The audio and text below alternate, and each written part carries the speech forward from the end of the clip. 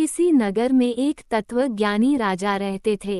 राजा बड़े ही बुद्धिमान, चतुर और दयालु थे।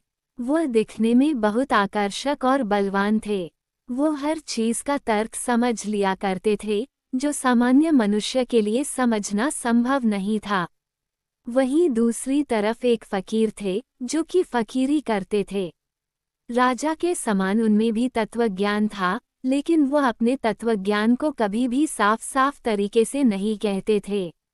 वह जो भी कहते उसे पहेलियों में कहा करते थे, जो कि सबकी समझ से बाहर की बात थी। शरीर की दुर्बलता के कारण फकीर को धन की आवश्यकता पड़ी। उसने राजा के बारे में सुना था कि वह भी बहुत बड़ा दयालु और तत्वज्ञानी भी है, इसलिए उन्होंने फैसला किया कि वह राजा के पास ही मदद लेने के लिए जाएंगे। फकीर राजा से मिलने के लिए उनके महल में पहुंचे। राजा के द्वार पर दरबारी पहरा दे रहे थे, तभी वहां फकीर आए। फकीर बोले, मुझे राजा से मिलना है, मैं उनका भाई हूँ। दरबारियों ने फकीर को ऊपर से नीचे तक घूर कर देखा।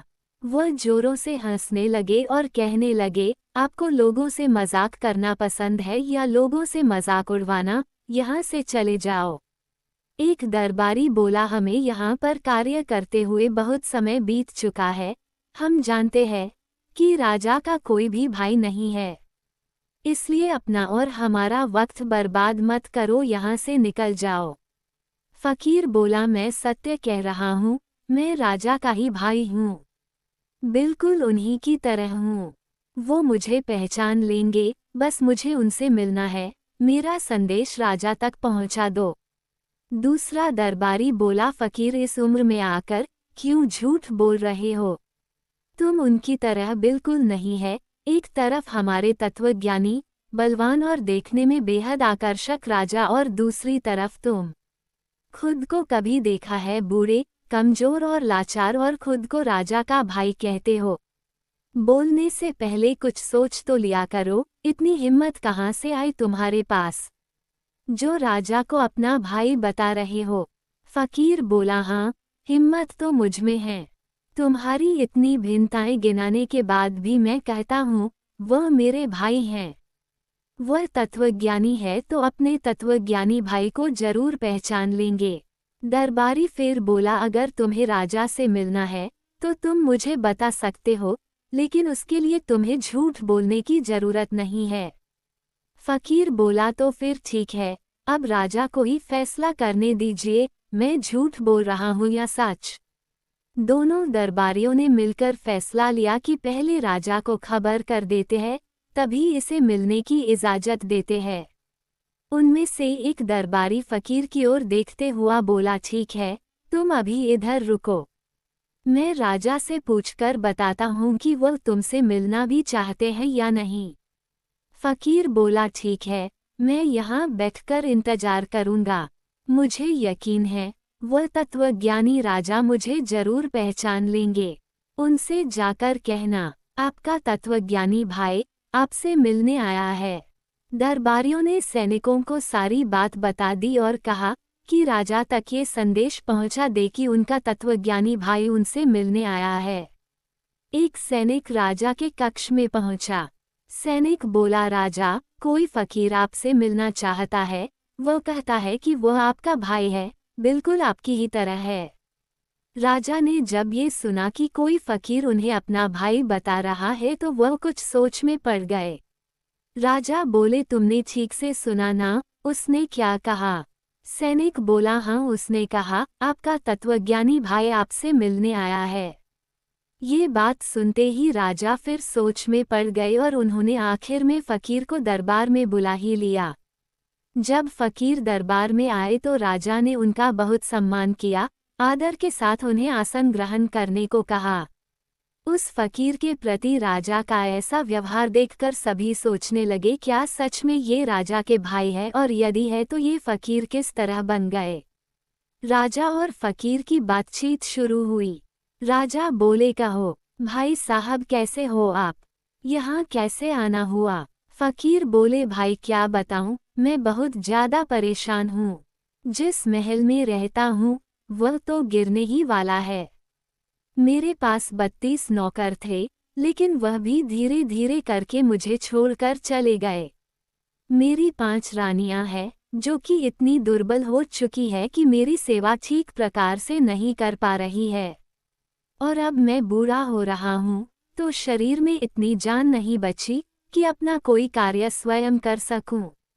इसलिए बहुत आशा के साथ मैं यहाँ आया हूँ। आगे फकीर ने कहा, मैंने सुना है आप बहुत बड़े दयालु हैं, थोड़ी कृपा अपने इस तत्वज्ञानी भाई पर भी कीजिए।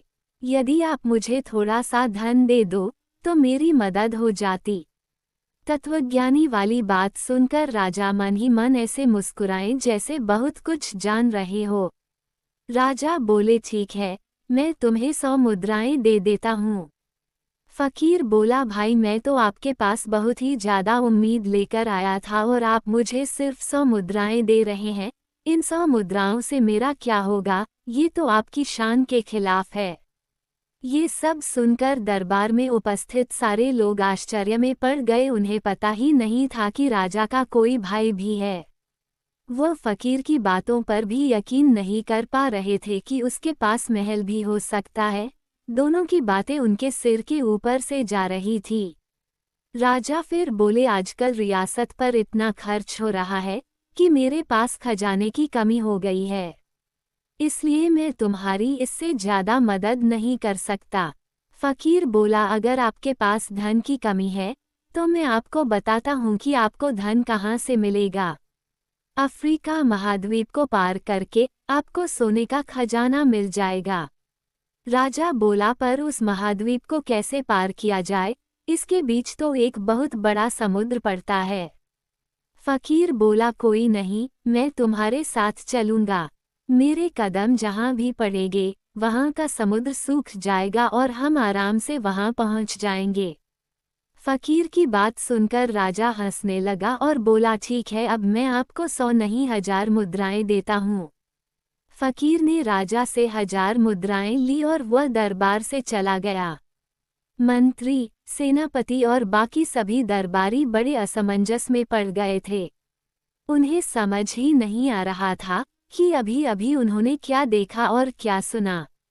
उनकी कोई भी बात उन लोगों के पल्ले नहीं पड़ी थी। इसलिए मंत्री ने बड़े आश्चर्य से राजा से पूछा। मंत्री बोला, राजा, आप दोनों की बातें तो हमारी समझ के बाहर है। आप दोनों क्या पहेलियों में बात कर रहे थे और यह फकीर क्या सचमुच आपका भाई है? अगर है तो इतने सालों से कहा था और इसकी यह बात तो मुझे बिल्कुल भी समझ नहीं आई कि इसके पास महल है, नौकर है, रानियां है। आप ही बताइए कि हम सब ने क्या देखा था। राजा बोला, सच ही है, हमारी बातें किसी पहेली से कम नहीं थी, लेकिन उसमें गहरा तत्व ज्ञान था जो कि तुम लोगों को समझ नहीं आया। जानता हूँ तुम लोगों के लिए ये सब बड़ा अनोखा था, इसलिए मैं तुम्हें बताता हूँ। फकीर ने जो कहा था वह सत्य ही कहा था कि वह मेरा भाई है। मैं इस नगर का राजा हूँ तो वह धर्म का राजा है, उस नाते तो वह मेरा भाई हुआ। और एक दूसरे तरीके से भी मैं उसका भाई हुआ। मेरे पास अपार धन है, मैं लक्ष्मी का पुत्र हूँ, और वह गरीब है तो वह गरीबी का पुत्र है, और लक्ष्मी और गरीबी तो बहनें होती है। उसका ये कहना कि उसका महल अब गिरने वाला है, इससे उसका अभिप्राय ये था कि उसका शरीर बूढ़ा हो चुका है और वह कभी भी मर सकता है। उसके 32 नौकर उसको छोड़कर जा चुके हैं, इससे उसका अभिप्राय ये था कि उसके 32 दांत धीरे धीरे झड़ गए हैं और अब उसके मुंह में एक भी दांत नहीं है। और जो उसने अपनी 5 रानियों के बारे में बताया था कि वह अब बहुत दुर्बल हो चुकी है, इसका अर्थ ये था कि उसकी 5 इंद्रियां अब बहुत शिथिल पड़ चुकी है, इसलिए उससे अब कोई काम नहीं होता है। सेनापति ने ये सब सुनकर कहा, राजा, सच में आप बहुत बड़े तत्वज्ञानी हो, लेकिन मैं ये जानना चाहता हूँ कि उस फकीर ने ये क्यों कहा था। समुद्र में पैर रखेगा तो पानी सूख जाएगा, इसका क्या अर्थ था? राजा बोला, मैंने उसे 100 मुद्राएं दी थी, इसलिए उसने मुझ पर एक प्रकार का व्यंग्य किया था कि जैसे समुद्र में पानी को छूते ही सुखा देता है, उसी प्रकार उसने महल में कदम रखा है तो मेरा धन भी कम होता जाएगा।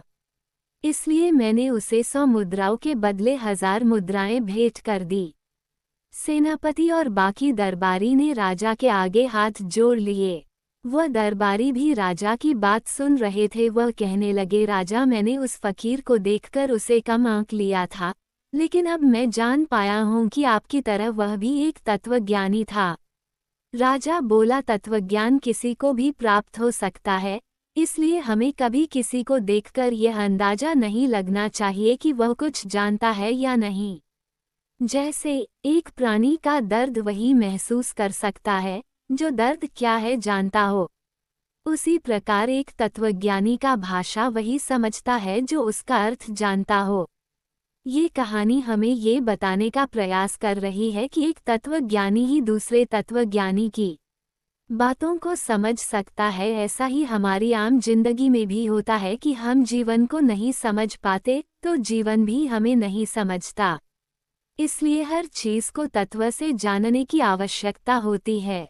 जिस प्रकार एक तत्वज्ञानी को तत्वज्ञानी ही जान सकता है, उसी प्रकार जीवन को भी वही जान सकता है जो जीवन के तत्व या आधार को समझता हो।